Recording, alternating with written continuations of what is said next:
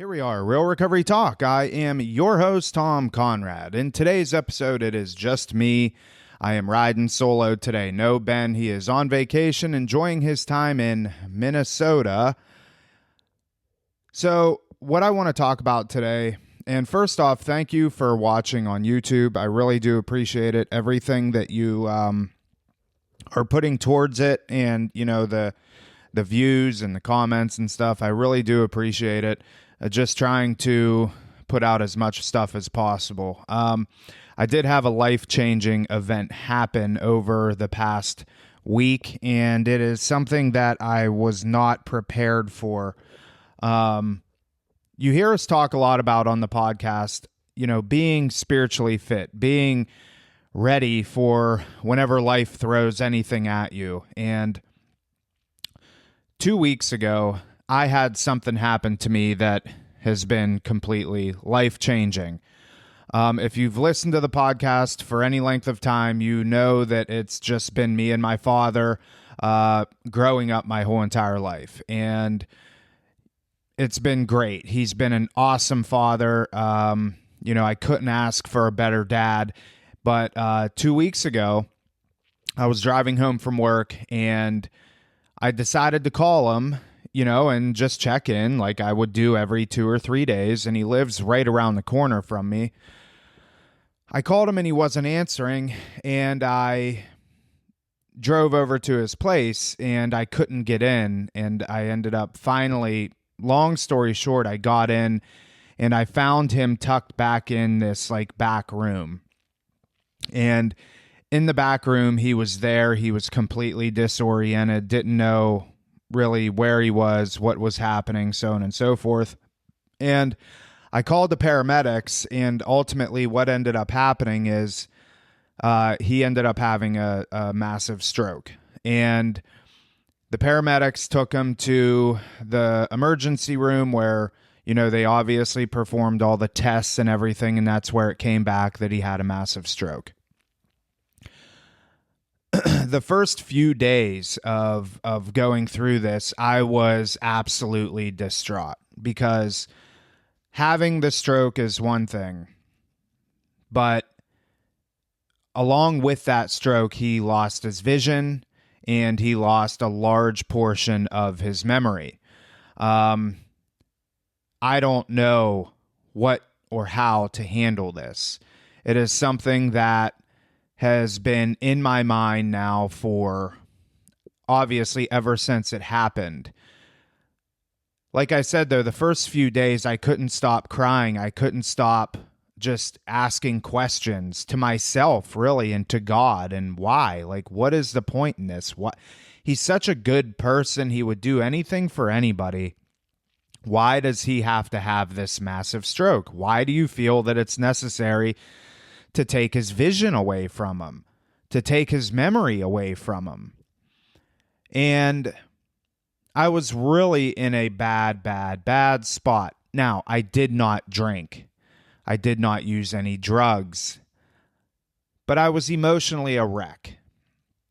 And one thing that really helped my perspective on this was everybody else's attitude around the situation, minus myself.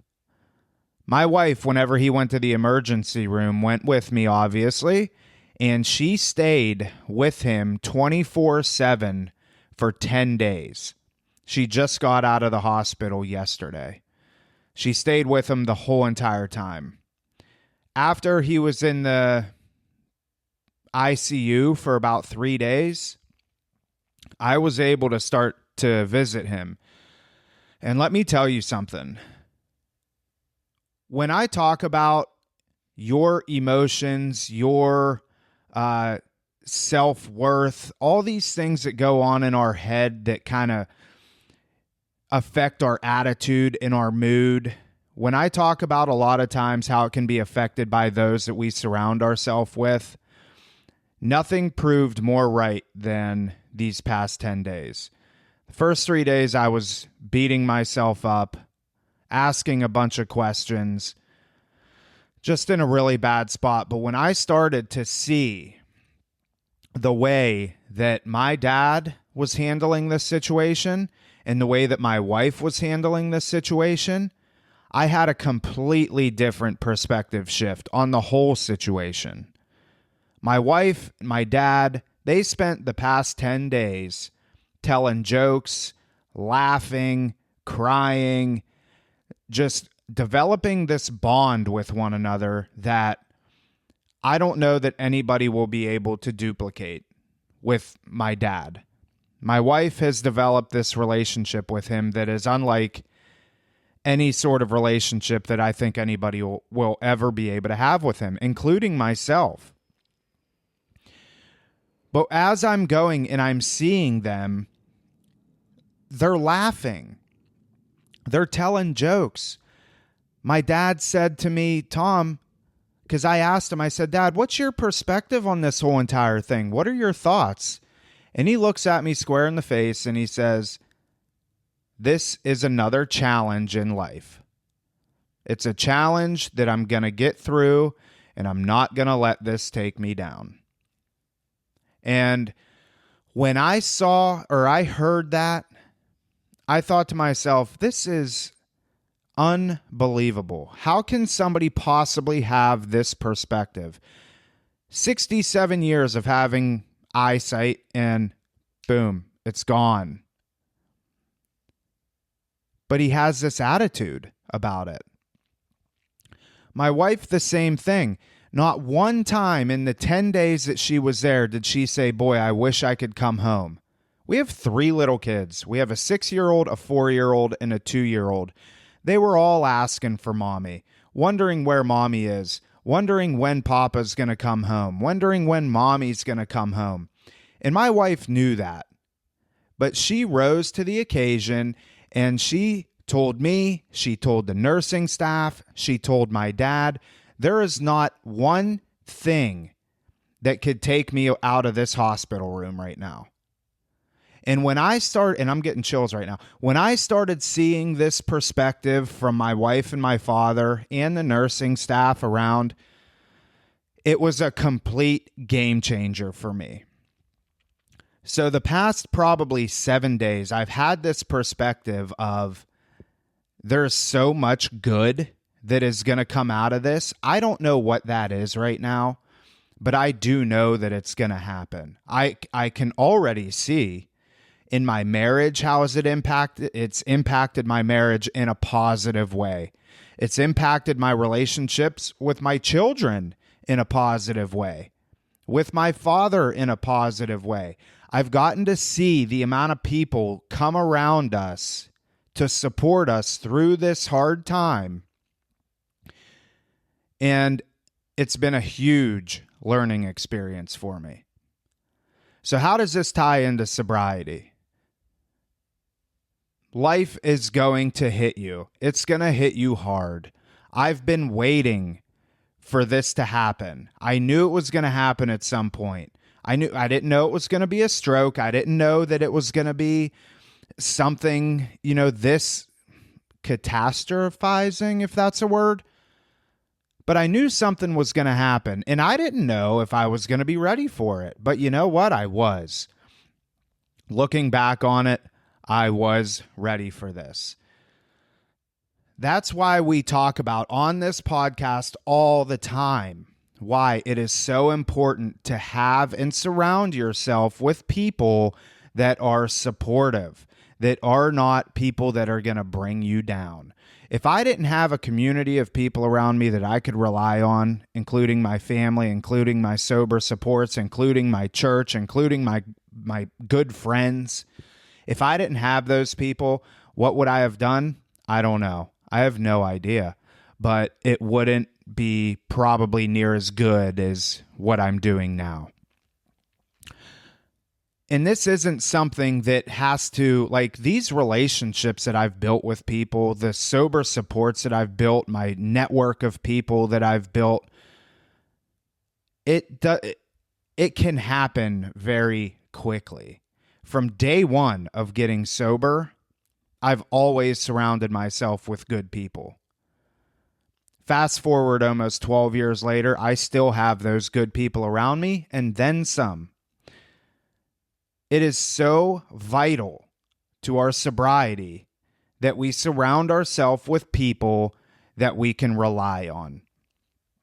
If we don't do those things, when these situations come, when there's a death in the family, when you go through a divorce, when you have to file for bankruptcy, when you get laid off from your job, all these situations that happen that seemingly are insurmountable, you will 110% need to rely on the people that are closest to you. And God, of course, whatever your spirituality may be. Again, the past 2 weeks for me has been a learning experience, puts it lightly. It's been a learning experience plus a life-changing event. But life-changing in the sense that it's going to amplify my life. It's going to amplify my relationships. It's going to amplify just everything with my family. One thing that I learned from this is that I took a lot of stuff for granted. And in a short 24-hour period of time, my life was flipped upside down. My father's life was flipped upside down. My wife's life was flipped upside down. But I'm so glad that it happened. Well, I'm not glad that it happened. Obviously, if I could turn back time, I would not have this happen. But it happened. There's nothing I can do about it. And I am honestly not down about it at all. My dad just yesterday ended up finally, after about 2 weeks, getting transferred into an acute inpatient rehab where they're going to start working on his vision. We're going to know exactly what he can see, where he can see, the clarity, because he can see some things. I think it's more of shadows and stuff like that, but he definitely can see, which is a result of prayer. They're going to start working on his memory. A lot of short-term memory loss. He remembers the craziest things that I would think, okay, sure, he's not going to remember these things, but he does. But he doesn't remember what he ate for breakfast. But then again, sometimes I don't either. So he's in the recovery process. He is going to recover from this.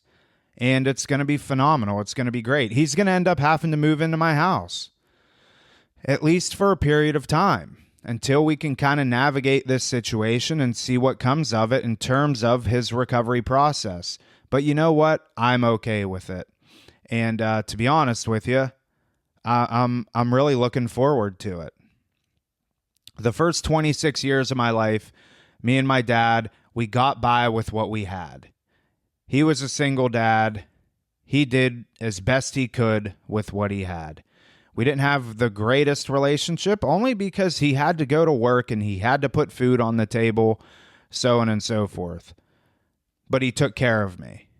And over the past 12 years of my sobriety, we've developed a relationship that I never thought was achievable. And now it is my time and my turn to take care of him. And I'm so fortunate that I have the opportunity to do so. So that is what I wanted to share. I know it's quick. It's on my heart. I needed to do this. I wanted to do this. I want to share with you all what is going on in my life, specifically the hardships and everything that I go through on a daily basis. And by far, this is the hardest thing I've ever had to go through. But you know what? I'm sober today. God willing, I'll be sober tomorrow. And I'm grateful. So thank you for watching. Thank you for listening to this episode of Real Recovery Talk. If you have any comments, questions, concerns about your specific situation with yourself or a loved one, you could always reach out to me, Tom at realrecoverytalk.com and Ben at realrecoverytalk.com. And remember, What we are trying to do is help you understand that you can turn your mess into your message. That is it. We will see y'all later.